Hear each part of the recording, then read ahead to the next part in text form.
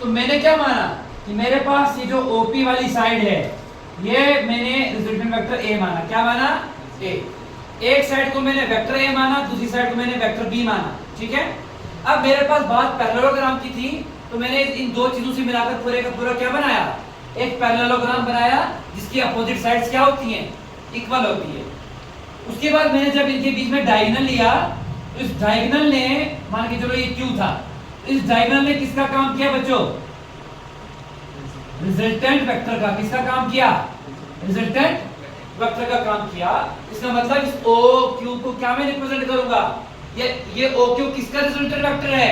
Vector A का और vector B का। क्योंकि वेक्टर ए और वेक्टर बी के बीच में ही मेरे पास जब डायगोनल मैंने डाला, डायगोनल में ही मेरा क्या आया? रिजल्टेंट वेक्टर आया। तो बात क्लियर हो गई। इसके बाद अगर मैं मैग्नीट्यूड निकालूं इसका, तो बच्चों ये एक ट्रायंगल है, ये दूसरी ट्रायंगल है। ठीक है। पहले मैं कोई एक ट्रायंगल को कंसीडर करके चलूंगा। मान के चलता हूं मेरे पास कोई ट्रायंगल है, एक है क्यू एंड पी। क्या है? तो कल मैंने क्या निकाला था? पहले क्यू एंड पी का।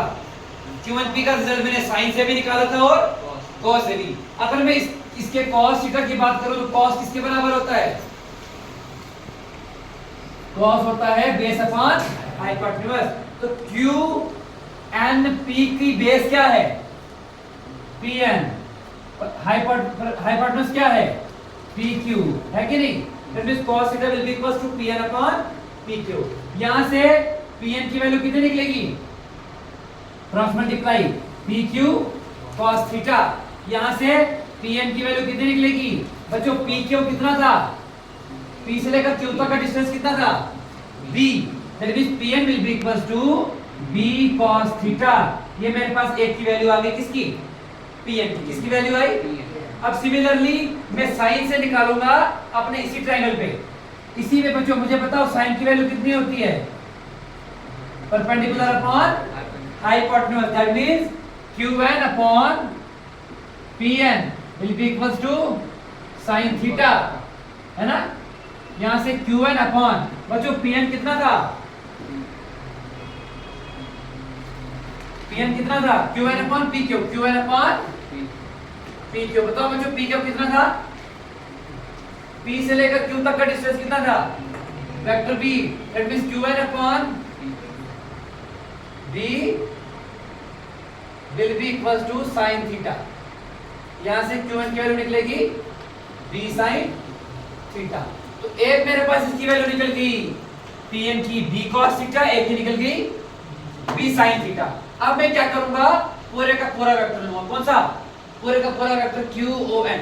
इसमें बच्चों हाइपोटेन्यूज का स्क्वायर किसके बराबर होता है? बेस का स्क्वायर प्लस परपेंडिकुलर के स्क्वायर के बराबर। कौन सी ट्रायंगल ही? QON। QON ये पूरी की पूरी ट्रायंगल, ये ब्लैक वाले से इस साइड QON।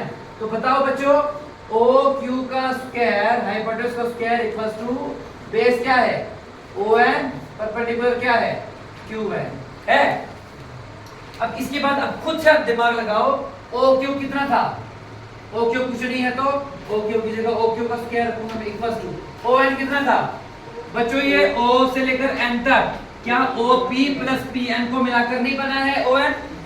लिखूंगा मैं इसकी जगह OP प्लस PN और बाहर से इसका होल स्क्वायर प्लस बच्चों QN कितना है?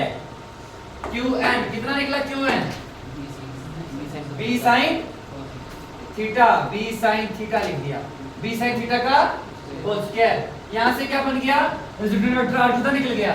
a प्लस b का होल स्क्वायर। OP था a, pn था b cos थीटा, q1 था b sin थीटा।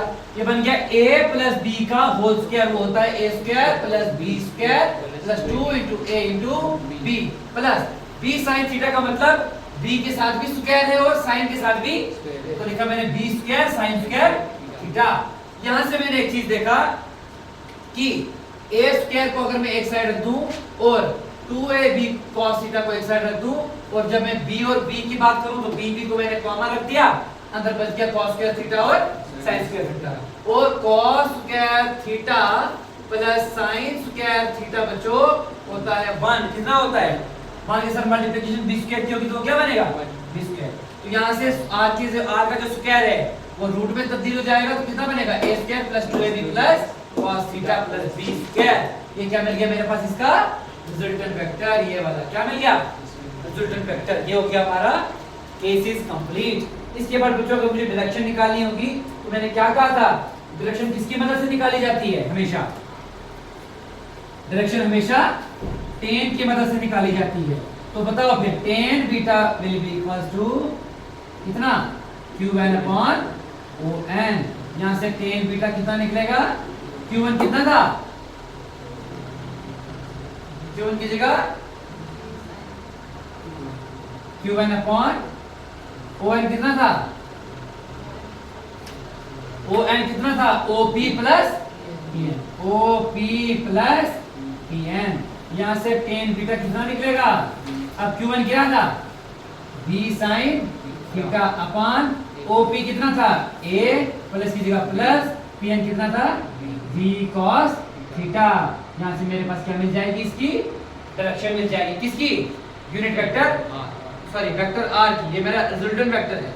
इसके बाद स्पेशल केसेस बिल्कुल सेम, जब थीटा 0 डिग्री पे होगा तो पॉजिटिव में रहेगा, जब थीटा 180 पे होगा तो अपोजिट में रहेगा, जब थीटा 90 डिग्री पे रहेगा तो नेगेटिव में रहेगा, नहीं परपेंडिकुलर पे रहेगा, 180 पे नेगेटिव और 0 पे पॉजिटिव। क्लियर।